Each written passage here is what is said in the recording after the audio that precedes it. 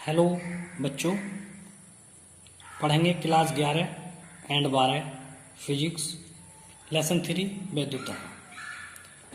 देखिए, कल हमने वैद्युत वाहक बल, आंतरिक प्रतिरोध और विभवांतर में संबंध स्थापित का सूत्र सिद्ध करवाया था। आज क्वेश्चन है वैद्युत सेलों के संयोजन की कितनी विधियां हैं। देखिए, वैद्युत सेल होते क्या हैं। बैटरी के अंदर जो प्लेटें होती हैं उनको सेल कहा जाता है। कई बार मैं आपको बता चुका हूं। वैद्युत सेल वैद्युत धारा प्राप्त करने का एक स्रोत है। दूसरी चीज यह है कि वैद्युत सेल से जो प्रबल धारा होती है, जो मतलब अधिक वोल्टेज होते हैं, वो किसी एक सेल से नहीं प्राप्त हो सकते। इसलिए उन सेलों को एक साथ रख देते हैं, जोड़ देते हैं, संयोग कर दिया जाता है और इस पूरे संयोग को बैटरी कहते हैं। सीधी भाषा में, आप टीवी की बैटरी को जब देखेंगे, उसका बक्सा आप तोड़ के जब निकालेंगे अंदर से उसका मटेरियल, तो कई सारी प्लेटें एक साथ जुड़ी हुई आपको दिखाई देंगी। उन्हीं को सेल कहा जाता है और वे आपस में जुड़ी हुई होती हैं और पूरा जो संयोजन हो जाता है, पूरा जो जोड़ हो जाता है, उसको बैटरी कहते हैं। और बैटरी के अंदर जो प्लेटें होती हैं उनको सेल कहते हैं। और लास्ट में प्लस माइनस ज्वाइंट करने के बाद बैटरी के ऊपर को 2 खूंटियां निकाल देते हैं, जहां आप चिमटी लगाते हैं। सीधी भाषा में अगर समझाया जाए तो वो है इस प्रकार, और फिजिकली भाषा में समझाया जाता है तो वो ये है। ठीक है, तो आइए अब इनके संयोजन की कितनी विधियां हैं, ये हमारा क्वेश्चन था। क्वेश्चन ये है, वैद्युत सेलों को 3 प्रकार से जोड़ा जा सकता है। तो पहला प्रकार है श्रेणी क्रम में। तो आइए इसका हम चित्र बनाते हैं। तो देखिए, सेल का जो प्रदर्शित करते हैं, सेल को हम इस प्रकार से करते हैं, जैसे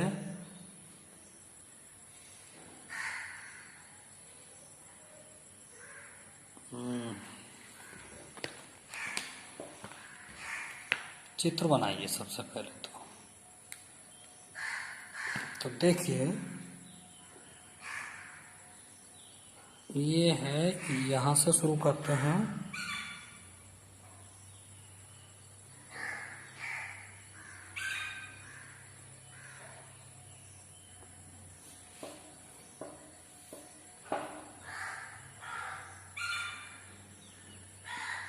देखिए, ये बैटरी का जो छोटा सिरा है ये माइनस कहलाता है, जो बड़ा सिरा है ये वाला, ये धनात्मक सिरा होता है।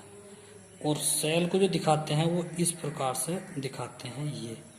ये एक सेल है। दूसरा सेल जोड़ेंगे इसमें हम, बड़ा सिरा, छोटा सिरा,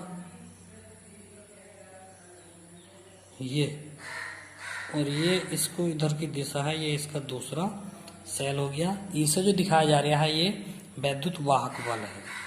फिर जोड़ेंगे एक सेल और इसमें, ये तीसरा सेल इसमें जोड़ दिया गया है इस प्रकार से। तो 3 सेलों की एक बैटरी बन गई है।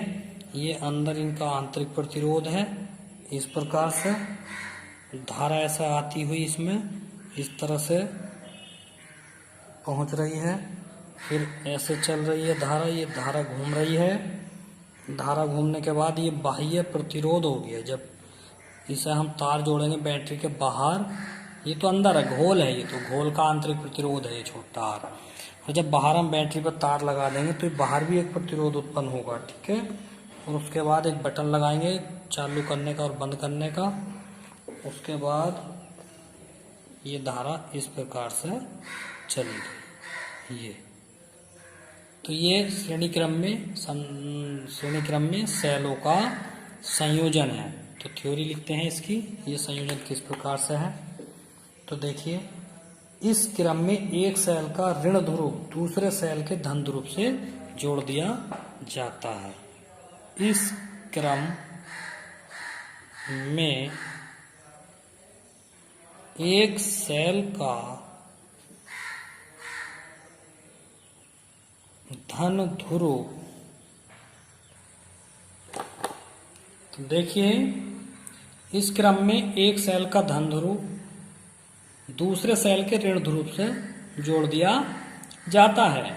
यह क्रिया चक्र क्रम में चलती रहेगी। चक्र क्रम का मतलब धन ध्रुव ऋण ध्रुव से, फिर धन ध्रुव ऋण ध्रुव से, फिर धन ध्रुव ऋण ध्रुव से, यानी minus plus minus plus minus plus ये चलता रहेगा जितने भी सेल आप लगाएंगे। ठीक है, अब इसको सिद्ध करते हैं, इसका सूत्र निकालते हैं, किस प्रकार से निकलता है इसका सूत्र। ठीक है, देखिए, माना n सेलें श्रेणी क्रम में जुड़ी हैं। माना n सेलें श्रेणी क्रम में जुड़ी हैं, जिनमें प्रत्येक सेल का विद्युत भागबल E तथा आंतरिक प्रतिरोध R है। ये सेलें बाह्य प्रतिरोध R में वैद्युत धारा भेज रही हैं। देखिए, हमें दिया है, हमने थ्योरी में लिखा है एक सेल का, अतः देखिए एक सेल का विद्युत वाहक बल कितना है E, और सेल कितने हैं हमारे पास N, तो N सेलों का विद्युत वाहक बल हो जाएगा N E हो जाएगा। ठीक है, कुल आंतरिक प्रतिरोध कितना हो जाएगा, इसी प्रकार एक लिखेंगे, एक सेल का आंतरिक प्रतिरोध कितना है, वो है छोटा r। तो सेलें कितनी है हमारे पास n, तो n सेलों का आंतरिक प्रतिरोध कितना हो जाएगा nr। तब परिपथ का कुल प्रतिरोध कितना हो गया,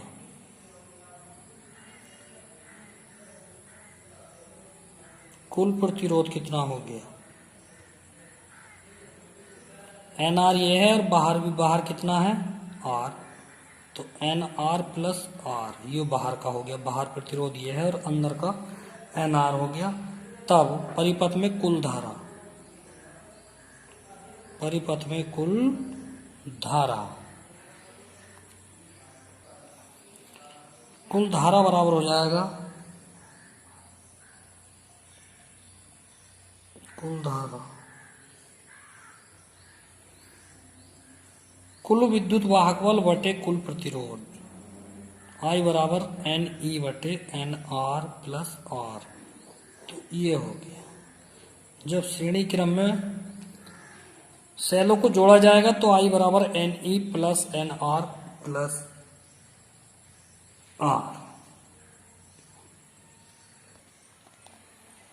देखिए, I बराबर कुल विद्युत वाहक बल N E N R plus R, अतः कह सकते हैं जब जोड़े गए सेलों का आंतरिक प्रतिरोध यानी कि ये बहुत कम हो तो सेलों को श्रेणी क्रम में जोड़कर अधिक धारा प्राप्त की जा सकती है। ठीक है, यहाँ पे लिखेंगे यदि R का मान या NR का मान R की तुलना में बहुत छोटा हो तो NR को हटा देते हैं, तो यहाँ से I बराबर जो बन जाएगा, I बराबर रह जाएगा एन ई बटे आर, ये रह जाएगा। तो श्रेणी के क्रम में जब इसका मान कम होता है एनआर का, 0 मान लेते हैं इसको, तो I बराबर एन ई प्लस आर रह जाएगा और इससे अधिकतम धारा प्रभावित हो जाएगी। तो कह सकते हैं कि अधिकतम धारा प्राप्त करने के लिए जब एनआर का मान आर की तुलना में बहुत कम है तो इन्हें श्रेणी क्रम में जोड़कर अधिक धारा प्राप्त कर सकते हैं। समांतर क्रम में देखेंगे तो समांतर क्रम में क्या है, 3 सेल बना लीजिए। देखिए, ये धन सिरा, ये ऋण सिरा, ये धन सिरा, ये ऋण सिरा, ये धन सिरा, यहाँ पर ये ई हो गया, इसका भी विद्युत वाहक बल ई हो गया, इसका भी ई हो गया। अब इनको जोड़ेंगे इस प्रकार से, यह आंतरिक प्रतिरोध होगा इनका।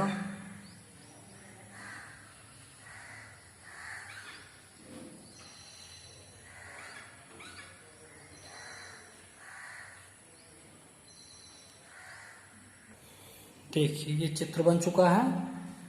तो इस क्रम में सभी सेलों के धन ध्रुव एक बिंदु से और ऋण ध्रुव दूसरे बिंदु से जुड़े होते हैं, बाह्य प्रतिरोध R के साथ समांतर क्रम में जुड़े होते हैं। तो आइए लिखते हैं इसकी थ्योरी।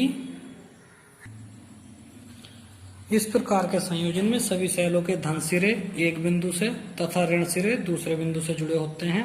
माना n सेलें समांतर क्रम में जुड़ी हैं। प्रत्येक का विद्युत वाहक बल E तथा आंतरिक प्रतिरोध R है। आंतरिक प्रतिरोध R है जो बाह्य प्रतिरोध R से जुड़ी है, जो बाह्य प्रतिरोध R से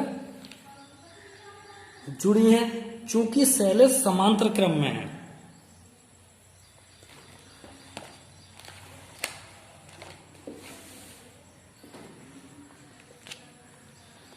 चूंकि सेलें समांतर क्रम में है,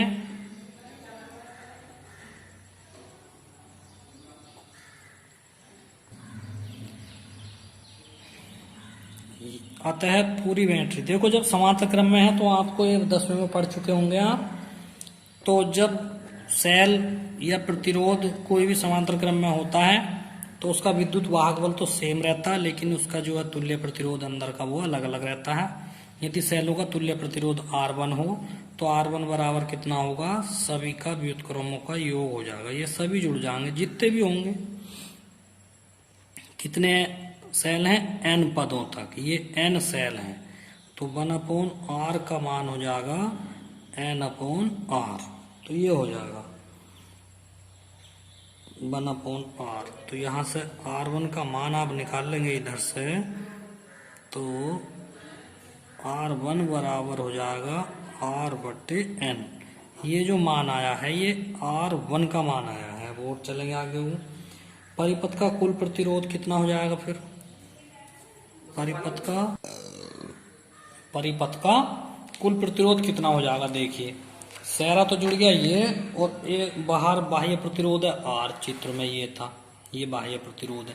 अंदर का जो प्रतिरोध है ये आ गया R1 और इसका मान है R/n, ये आ गया। तो परिपथ का कुल प्रतिरोध कितना हो जाएगा, ये हो जाएगा बराबर R1 प्लस के R बाहर जो है। तो ये हो गया R1 का मान है R/n और प्लस के R, ये है कुल प्रतिरोध, कुल प्रतिरोध आ गया है ये। तब बाह्य धारा परिपथ में धारा आई हो तो यदि परिपथ में कुल धारा आई हो तो वेरी सिंपल, तो आई बराबर वही विद्युत वाहक बल और कुल प्रतिरोध। इसे आप ओम के नियम से भी याद रख सकते हैं, क्योंकि आई बराबर V/R होता है। कुल प्रतिरोध V का मतलब E, क्योंकि मैंने बताया था पढ़ाते हुए विभवांतर हो या विद्युत वाहक बल दोनों सेम ही होते हैं। वो परिपथ में होता है और वो चालक तार में होता है। तो वो हिसाब है I बराबर V/R कुल प्रतिरोध। ठीक है, अब आप इसका मान रखिए। कुल विद्युत वाहक बल का तो सबका सेम ही होगा, E सब में सेम होता है। और ये हो गया R/n प्लस के R। अब इसे हल करेंगे नीचे जो है, तो ये हो गया E तो ऊपर रहेगा, फिर नीचे n हम लघुत्तम लेंगे तो R प्लस के n R। अभी तीसरा बटा ऊपर चला जाएगा, इधर आ जाइए, तीसरा बटा ये ऊपर चला जाएगा। I बराबर हो गया NE, ये n है, ये NE/R प्लस NR। तो ये देखिए ये I का मान निकल गया। तो इससे निष्कर्ष निकलता है जब सेल का आंतरिक प्रतिरोध बाह्य प्रतिरोध की तुलना में बहुत बड़ा हो तब उन्हें समांतर क्रम में जोड़ा जाता है। ये किस कंडीशन में है, जब आंतरिक प्रतिरोध बाह्य प्रतिरोध की तुलना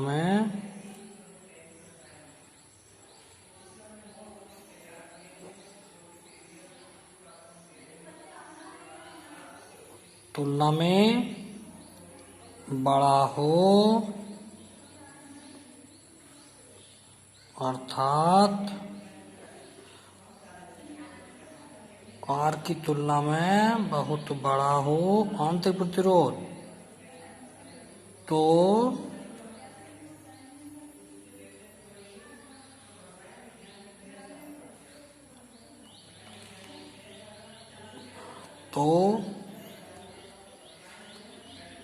सेलों को समांतर क्रम में जोड़ा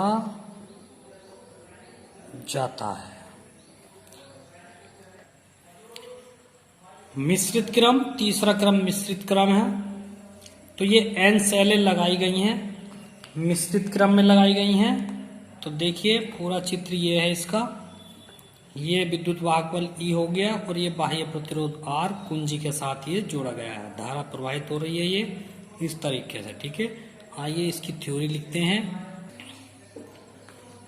इस क्रम में कुल सेल तो श्रेणी क्रम में जुड़े होते हैं, फिर उनकी श्रेणियों को समांतर क्रम में जोड़ देते हैं। देखिए ये दो सेल तो श्रेणी क्रम में है, ये भी श्रेणी क्रम में है, ये भी आपस में श्रेणी क्रम में है, ये भी आपस में श्रेणी क्रम में है।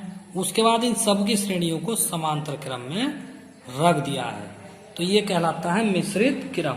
तो माना श्रेणी क्रम की प्रत्येक पंक्ति में n सेल है, यानी कि जो श्रेणी क्रम में जो पंक्तियां बनाई गई हैं, 4 पंक्तियां यहां से यहां तक, लेकिन इनको m पंक्तियां कहा गया है, कुछ पता नहीं कितनी पंक्तियां। तो माना m पंक्तियां हैं, हमने बोला m यानी मैंगो, m बोला, तो m पंक्तियां हैं और एक पंक्ति में n सेलें हैं।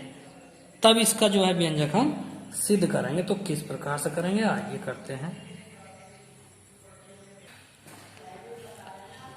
देखिए माना प्रत्येक सेल का विद्युत वाहक बल E तथा आंतरिक प्रतिरोध R है।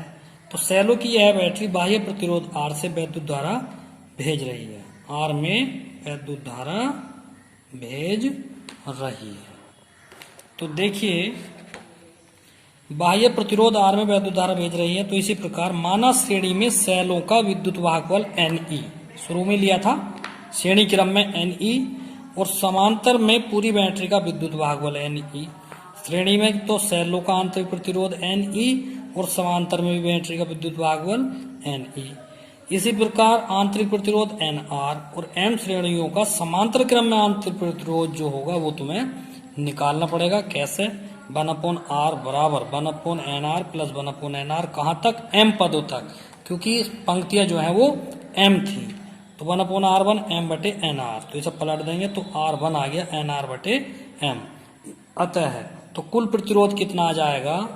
ये तो समांतर में आया है, टोटल प्रतिरोध कितना हो जाएगा? कुल प्रतिरोध R1 प्लस R, R1 का मान कितना है?